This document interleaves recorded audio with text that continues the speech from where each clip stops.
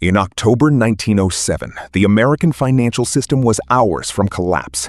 Banks were failing, crowds were rioting outside locked doors, and inside J.P. Morgan's private library, the most powerful bankers in the country were locked in an emergency meeting to save the United States economy.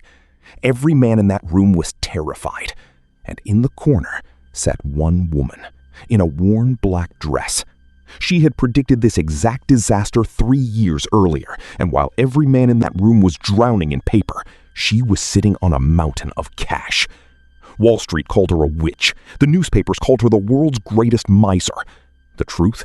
She was the richest woman in America, worth over $2 billion in today's money, and the only person in that room who had played the game correctly.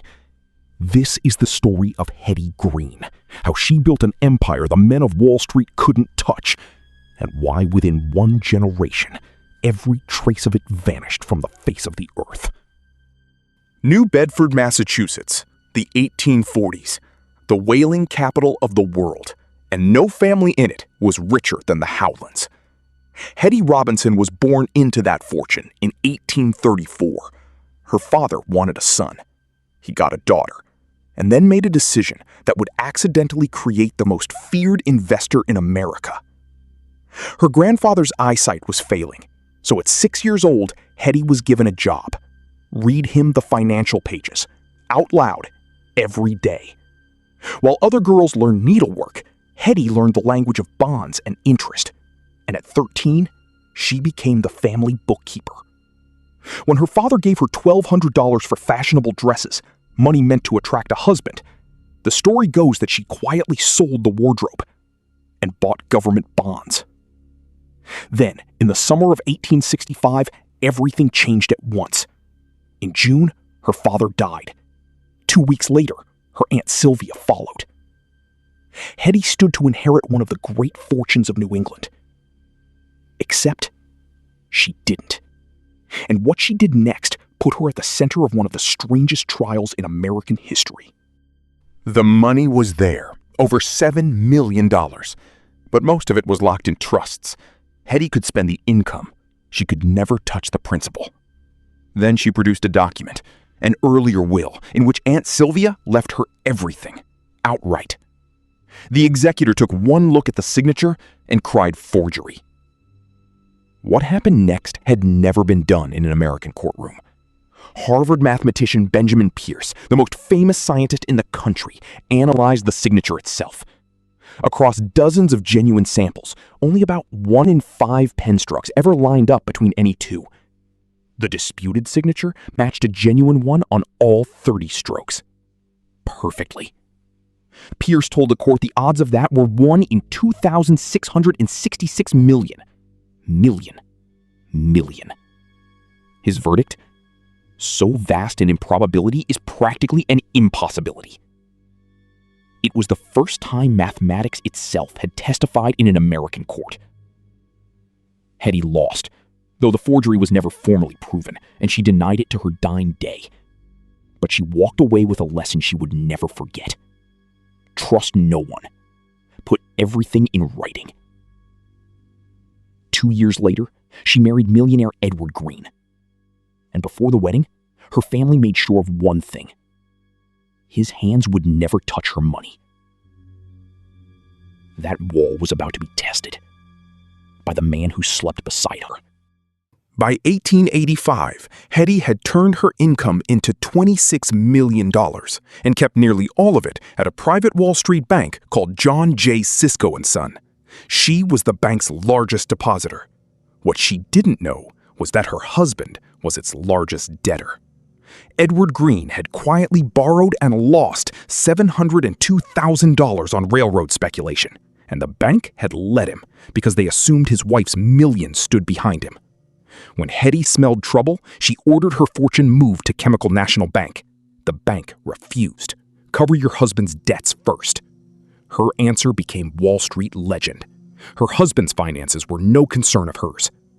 Days later, the bank collapsed, and the man cleaning it up held her entire fortune hostage. For 2 weeks, crowds gathered at the windows to watch the richest woman in America rage and weep and swear like the whaling docks she grew up on. And then, she broke. She paid off every cent of her husband's debt, $702,159, the most expensive check she ever wrote. She got nothing for it, except her freedom. She loaded her securities into a hired cab, drove them to Chemical Bank herself, and ended the marriage in everything but name. From then on, she was Mrs. Hetty Green. The newspapers found a new name for her husband, Mr. Hetty Green. And Hetty, she declared independence from her husband and war on the world. Here is where the legend begins. She refused to rent an office. Instead, she worked from a borrowed desk in a corner of Chemical Bank, surrounded by trunks of securities and a black tin box holding millions. She was said to eat oatmeal heated on the bank's radiator because a hot lunch was a luxury.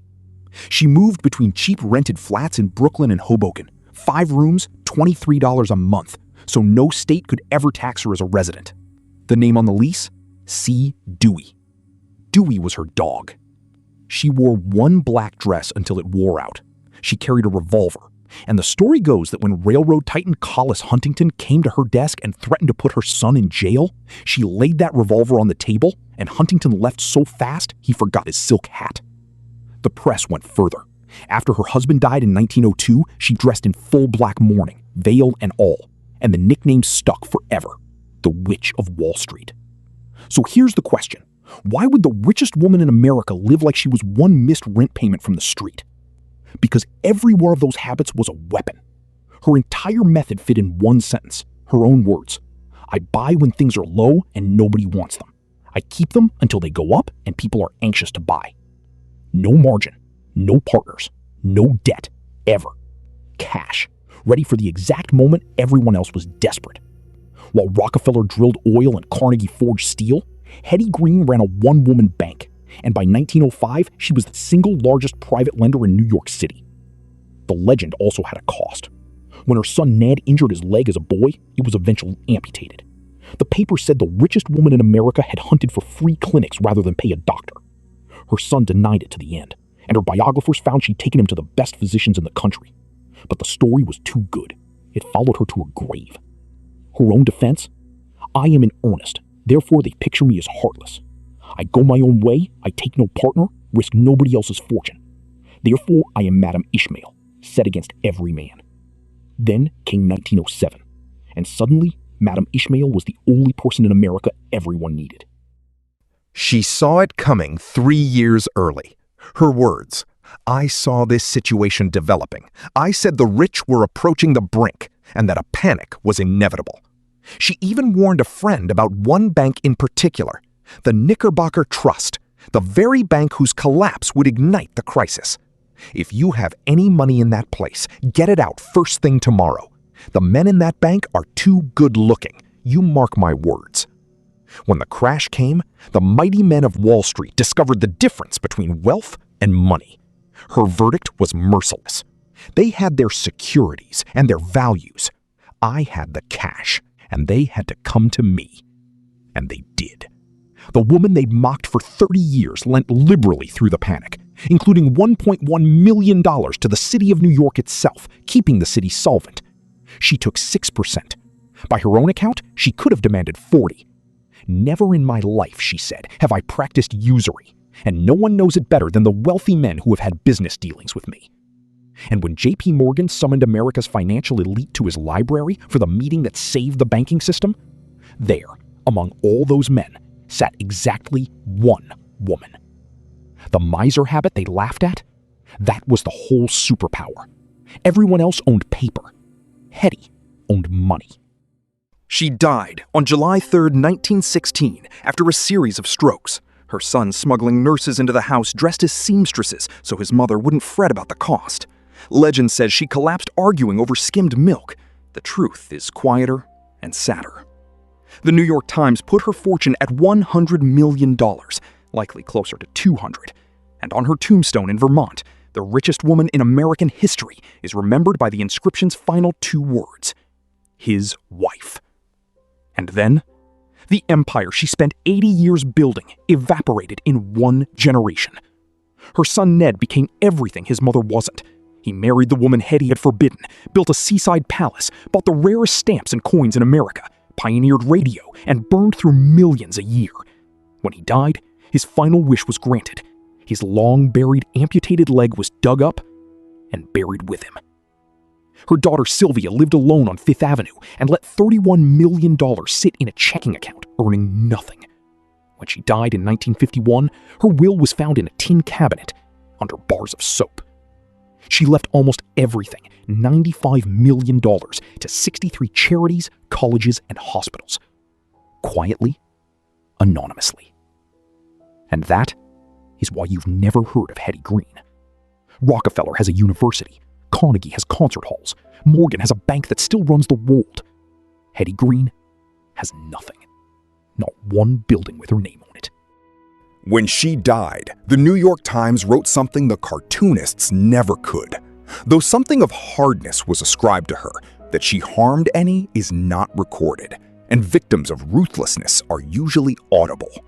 The men of the Gilded Age built empires of oil and steel, and carved their names on everything they touched. Hetty Green built hers out of pure discipline, played by her own rules, answered to no one, and let her name disappear. Everything they touched turned to gold. Hers turned to gold too. It just never needed anyone to know.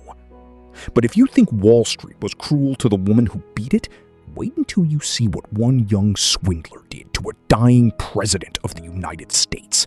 That story is next.